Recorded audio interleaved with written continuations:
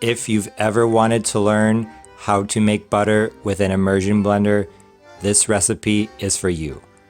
Growing up, I always heard stories about how it would take people forever to make butter, but with modern day appliances like a hand mixer, I'm guessing it's a lot easier and faster.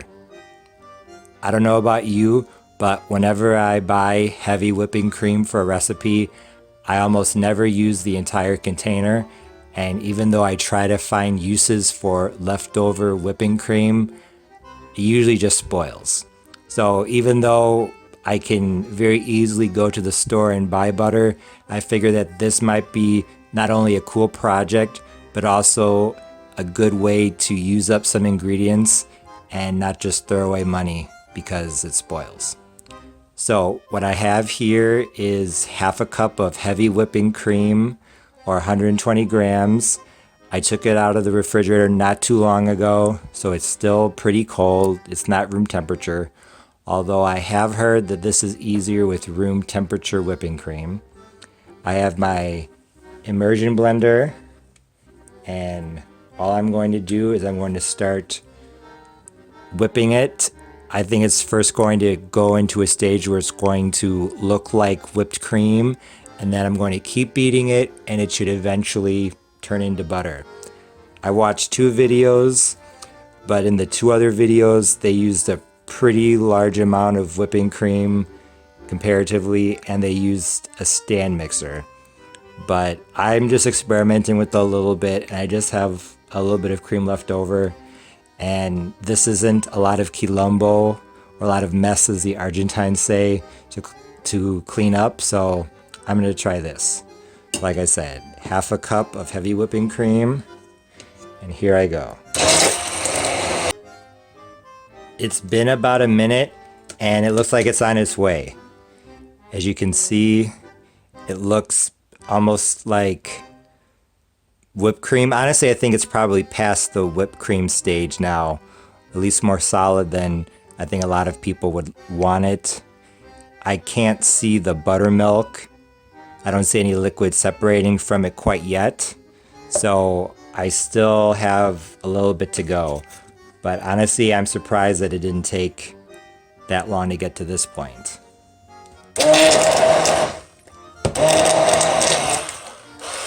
One thing you might want to consider is having a plate off to the side so that you could not only put this down, but also have a fork and a knife or spoon, because I think I'm going to have to scrape the sides at some point.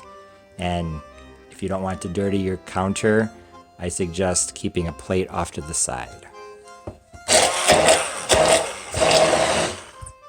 There's some liquid in there now. See if I can catch it in the light. There, that is the buttermilk. So because there's buttermilk in there now, I know that it is definitely getting to be butter. The other videos I saw, people drained that buttermilk off.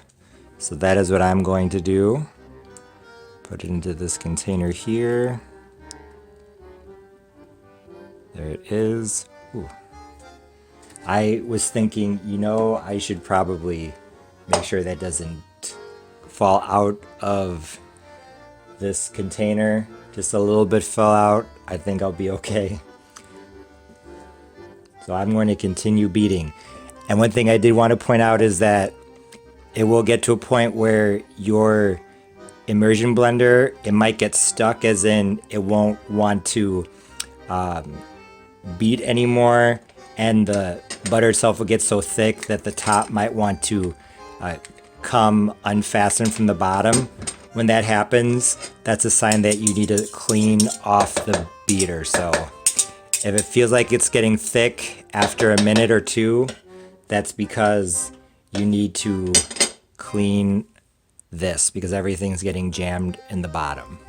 So I'm on my way because I saw the buttermilk. I'm going to keep going. I'm going to keep doing this until there isn't that much liquid coming out. Let's test the consistency. Here's what it looks like. It's more solid than it was. Even more so. It's definitely on its way. I think I've been beating it maybe a total of 3 to 4 minutes. I've been starting and stopping due to the recording, but after 3 to 5 minutes of beating and draining, this is probably where your half cup of heavy whipping cream will be.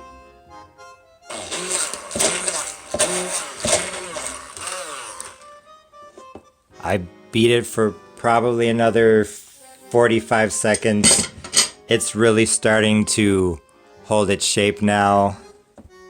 I don't see a ton of liquid in there.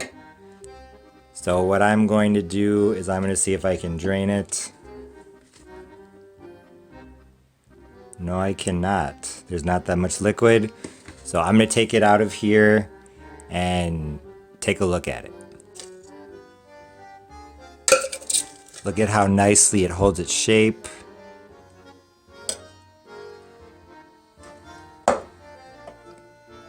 Once I get this out, I'm going to measure it and let you know how much butter I made.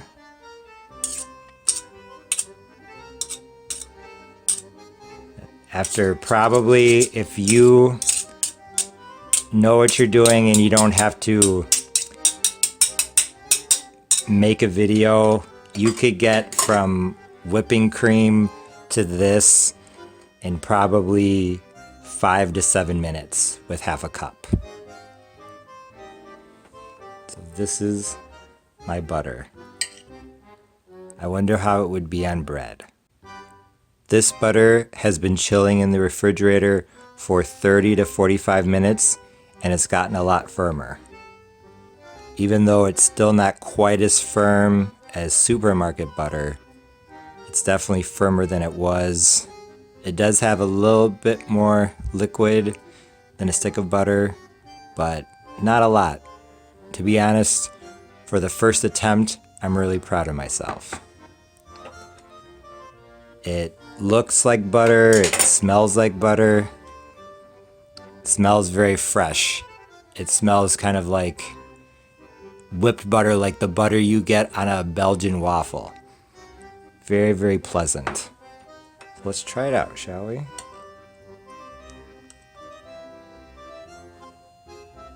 Piece of bread, and butter it.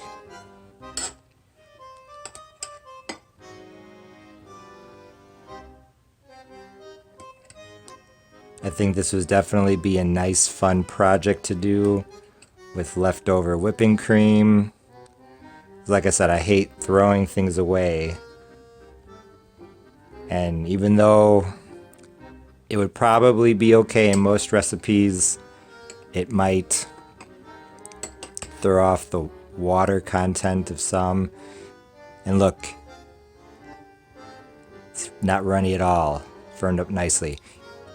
Even though it might throw off some recipes, it'd probably be okay for most, now that I think about it.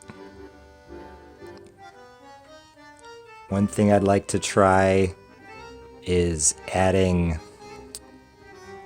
maybe spices to the butter or something like that. That would be interesting.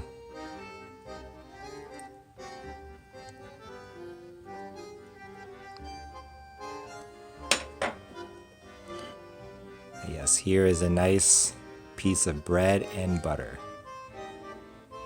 with my homemade butter made from heavy whipping cream using an immersion blender. Amazing.